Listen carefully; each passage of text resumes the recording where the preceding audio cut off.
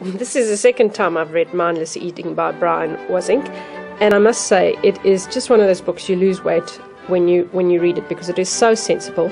And I think a key principle for me in this book is his principle that the best diet is the one you don't know you're on. So let's have a quick look. It's so packed full of information, so I can't make these reviews too long because then people don't watch them. But basically it is centered around this kind of mindless margin, where when we don't eat much we feel deprived. When we eat too much we know we've eaten too much, but every day there's 100 calories that you can just exclude, and it could be as little, this is like 6 jelly beans, but no butter on your second slice of toast, or giving up a Coke for the day, or not having that last cup of tea. And over a year, you can lose like 14 pounds.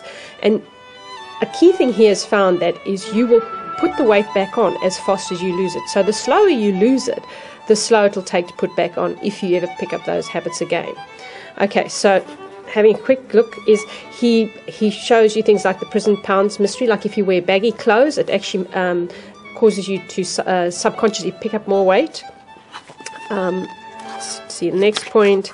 There's so much tips in this. The bigger the package you buy, you almost eat 20% more. So buy smaller packages. Don't be tempted on those major jumbo package sizes. Needless to say, I don't need to talk about supersizing. The temptation of variety. Very interesting experiment they ran here. Is more variety the more we eat. 2 groups. One, they gave 10 a bowl with 10 different colours M&Ms. Another group 7 different colour M&Ms. The group that got the bowl with more colours of M&Ms, M&Ms always taste the same. Some people argue about this. Actually ate 50% more. So very interesting when there's loads of variety. So avoid the buffet is basically the message there if you can, or he gives you tips on how to limit yourself. He talks about re-scripting your dinner and just these tiny little changes you make. And at the end of the book, there's really only 3 changes you need to make. Like he'll say, try to be the last person to start eating, pace yourself with the slowest eater at the table, and avoid the just one more helping, and pre-regulating your consumptions. Absolutely excellent tips. And he tells you, he doesn't suck this out of his thumb. He shows you scientific experiments that leads him to these conclusions.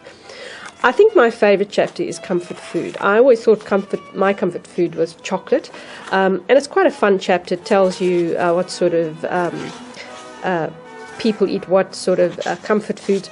I actually amazingly like oats when I need comfort.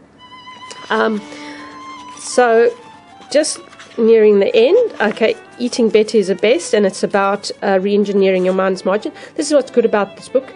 Every chapter there's loads of tips, but then what he does in his very last chapter, he shows you exactly how you can very simply put that into progress, and it's really that simple.